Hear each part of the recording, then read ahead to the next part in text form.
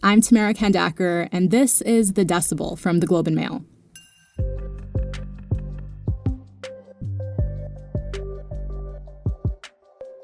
So, saving has always been a foreign concept to me. And I'll admit, I'm probably worse than a lot of people at managing money. But pre-pandemic, it really did feel like my paycheck was flying out of my account as soon as it went in. And I'm not alone. In 2018, Canadians were saving about 2% of their collective incomes, according to Statistics Canada. In the previous 10 years, savings had never gone much past 5%. But for a lot of people, myself included, the pandemic changed all that. Because suddenly expenses like shopping, eating out, and traveling basically disappeared. I've never been able to save as much money as I have over the last year.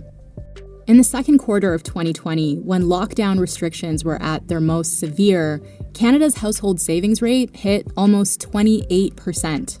But that's a pile of cash sitting in bank accounts that a lot of us aren't used to having. This is brand new to me, and I've been trying to figure out what to do with it. Here's a chance to start to think of financial goals maybe in the pre-pandemic world you could never have dreamed of, but because you've got this nice nut saved up, maybe you can use that to accomplish something you never thought you could. That's Rob Carrick, and he's here today with Roma Luciw. They're personal finance journalists, and they host a podcast for The Globe called Stress Test, where they give millennials money advice. They're here to help make sure we're putting our money to good use. Today on the show, what to do with your pandemic savings.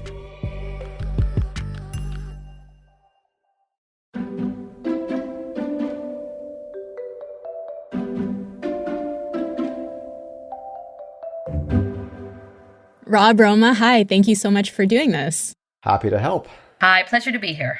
I'm really excited to talk to you because somehow I've managed to save a bunch of money over the course of this pandemic, and now I need to figure out what to do with it. But before we get to that, can you tell me a bit about how common my situation is? How many people have found themselves saving money over the course of this pandemic?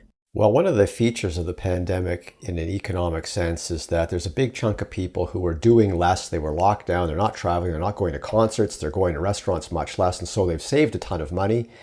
And there's another group of people who have lost jobs and lost income and are really suffering, and they're probably draining their cash savings. But there's no getting around the fact that there's very estimates of 100, 150, 200 billion dollars sitting basically in big bank savings accounts of one sort or another, and also alternative banks. And the money's just sitting there, and economists are wondering what's going to happen with this money. So you are part of a large group of people who are in an unprecedented situation. You know, we're ready to sort of looking ahead to life getting back to normal, and there's all this money sitting around, and questions are being asked around kitchen tables around the country. What should we do with it? You mentioned we're not going out as much. We're not spending money on things like dinner, traveling, clothes, and stuff like that. And that's why I've managed to save so much money. But I've seen economists also link these savings to the federal government's assistance programs like the CERB. So, Roma, is that actually partly why people are managing to save so much? Because they received money that they didn't need? I'm not sure that that's the case. I think that a lot of people really needed to receive that money. I think that a vast majority of the amount that has been saved because of the change that's been imposed on our lifestyles. I do really believe that Canadian households had not been doing a good job of saving before. We were already hugely indebted and undersaved. And I think what the pandemic really did is it forced us to change our spending habits. What happens with that money is going to be one of the biggest economic stories of 2021. It could go a number of different ways, and a lot of really interesting things could happen depending on what people do with their bucks. So, Tamara, just to jump in here, I do want to point out that some of the money has been spent. Mm-hmm. We all know that there has been a nice chunk of online shopping happening. I certainly see with the amount of home renovations happening in my neighborhood and in families around me that people are putting that money, not surprisingly, into their homes. There's also been a fair amount of sort of lower end splurging happening with people buying things just to help them get through. Regardless of how people save this money, this is good news for the recovery coming out of the pandemic, right? What are experts expecting people to do with the money that they've stashed away? Well, I'm starting to hear this talk about the roaring 20s, like, sort of looking back to the 1920s. I wasn't around back then, but I understand it was an era of excessive partying. And I imagine that's what some people think is going to happen. I've heard the phrase vengeance travel thrown around, like you're going to travel with a vengeance in 2021 at the end of the year, or 2020. You're going to make up for lost time. And revenge spending. Yeah, and revenge spending. So it's like I'm making up for loss. I wonder if there's going to be a FOMO effect as we get out of the pandemic. Fear of missing out on the vengeance travel and the vengeance spending, and you're going to see your friends taking these great trips. It's going to be even more intense than before the pandemic, and people are going to feel social pressure to spend to keep up with all the great rebound things everyone's doing. But I don't know if people are going to spend right down to the bottom of their savings account. I think we're going to stop putting new money into our savings. Some people are, definitely should be paying down any debt they've accumulated with it. I mean, if you've got credit card debt, please take that savings money and put it against your credit card bill right now. Don't hang on to that money any longer. We've talked a bit about the big picture, but Rob, I wonder, what's your advice to guard against that FOMO spending? Let's get into specifics a little bit. Okay, I think what you need to do is you need to imagine your savings as a pie and you're slicing it. So you mark down all the slices. I'm going to put one slice into paying down any miscellaneous debts I have. One slice is going to be the fun slice. One slice might be, I'm keeping this back for future emergencies. Here's a chance to start to think of financial goals. Maybe in the pre-pandemic world, you could never have dreamed of it, but because you've got this nice nut saved up, maybe you can use that to accomplish something you never thought you could. Mm-hmm. I mean, what you've been able to do here is hit the reset button on your financial picture, which is a huge deal, right? So if you're starting from a position of savings, you're able to step back and say, okay, I'm not chasing my tail here. I'm not struggling to pay off my debt. I've been on both sides of this where I've talked about, quote, vengeance traveling, not in those words, but thought about how after this is all over, I just want to go off and shop and go out and eat and spend all my money. When I really think about it, I also can't really imagine going back to that now that I've learned how easy it is to rein my spending in. And I imagine it's the same for other people. And so all of those things, I think, that have happened in the past 12 months have made Canadians realize how fragile our financial life is, how much of it is based on everything, going according to plan. And I would certainly hope that there are some people who would be cautious about returning to unchecked spending and relying on credit cards or home equity lines of credit to pay for things. Will that happen? I don't know. I mean, I'm pretty excited to get on an airplane. I'm not going to lie. I mean, it definitely feels good to have your bank account balance be higher than you've ever seen it. But what are the downsides of $200 billion being stashed away in savings account instead of circulating in the economy? Well, it's dead money. It's not earning much interest at all unless it's put into a very select number of online banks that have reasonable rates in today's context. I'm sure a lot of it is sitting in big bank savings accounts, and it's earning next to nothing. And the banks are using it very productively to make money for themselves. I would like to see some invested, but some needs to be spent. It needs to be spent on goods and it needs to be spent on services. Services in particular were hit hard in the pandemic. I think we need to treat ourselves, and treating ourselves will be good for the economy. It's the patriotic thing to do, to have some fun once this is all over.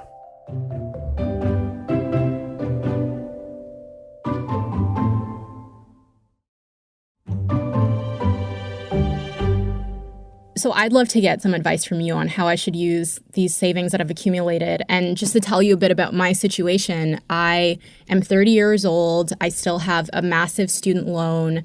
I would like to buy into the housing market because otherwise I'm really scared that I'm not going to be able to buy a house. So I'm thinking I want to buy a small condo so that I could eventually buy a house. So that's my first goal. I'd also love to have an emergency fund because it's been nice to have that. And I've realized how nice it is. And I'd like to be able to take a trip. So what kinds of things should I be considering? What should I be doing with my savings? Well, it strikes me that the student loan is something you want to think about because as soon as you stop making payments on the student loan, you've freed up a whole pile of cash that you've been shoveling out every month into the loan. You can stop paying that out and you can redirect it to other things.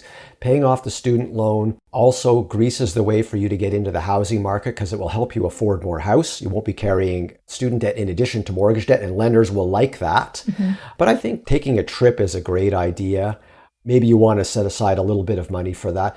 I would think very seriously about how much is my student loan, how much have I saved, and how much of my big piece of savings here do I want to use to get rid of that loan? Because I see that as an inflection point in your personal finances. A lot of freedom, of flexibility and choice happens once the student loan is gone. What about people who are saving for retirement? What advice do you have for them, and should they be doing something different? A lot of people have not been saving as much as they need to for retirement. And here's an opportunity to backfill some of the years when you took a pass on RSPs, you didn't put any money in your TFSA. But I will offer up one caution, and that is that the stock markets have come an awful long way since the crash of March 2020. And I personally would be very reluctant to just take a big whack of money and stick it in the stock market inside my RRSP. So what I might do instead is divide the money into pieces, maybe 4 pieces, and do it quarterly, or 12 pieces and do it a little bit each month over the next year. Go into the market gradually. That way, if the market crashes at a certain point, you'll have only invested part of your money. One thing that strikes me is that people that are 30 that are trying to save for a down payment often can't afford to do both those things. They can't afford to both save for a down payment and save for retirement. So it's okay to pause the retirement saving if you cannot do both at the same time, and really power save for that down payment if you decide that's what your priority is. If we could just take a step back from that, I think one of the best ways to set yourselves up financially, actually a good way to organize it, is to just automate everything. So you mentioned earlier that you wanted to take a trip. So you create, it's almost like a jar system or an envelope. You set up an account that will automatically get some of your paycheck deposited into it that will eventually be used for a trip. You set up an automatic deposit into a folder that will cover all of your bills, so that at the end of the month, you're not scrambling to pay for groceries, and that you're slowly putting away money for things like renovations or trips, and even for your eventual down payment. What account do you think makes sense for people to use if they only have a little bit of money to put away? Say if they're in a precarious job situation, they're working in the gig economy, and they don't really have a whole lot of money to put away. Sounds to me like that person needs to keep their money super safe. And so what I would suggest is an account at an online bank offering interest of, let's say, 1 to 1.5%. It can be in a TFSA format. It can be a regular account, but the money has to remain safe. What advice do you have for people when it comes to credit card debt? Is it a good idea to use your savings to pay down your credit card debt? Absolutely. I mean, if there's one kind of debt you want to avoid, it is credit card debt. It's so expensive. If you have a balance, the rate of interest you're paying, it's around 19%. So it's not free money. And it's one of the top rules I have in our house is to never, ever, ever carry credit card debt. The other thing I wanted to ask you both about was I've been hearing a lot from friends who have made a bunch of money investing in things like crypto and other speculative markets. And I have definitely been tempted with this pile of cash that I have. What do you think of that? I think that if you are going to feel deprived and frustrated and like you missed the boat completely and you're going to look back and regret it, then maybe you should take a little piece of your savings and try it out. Accept that you might lose the money, every cent of it, and accept that this is essentially gambling, but we all enjoy gambling, or at least most of us do. I personally do not. And I think that, pent up in the pandemic, people were looking for a little action, and they've been investing in crypto and in certain stocks, and there's been a lot of success. A lot of money's been made, and let's acknowledge that.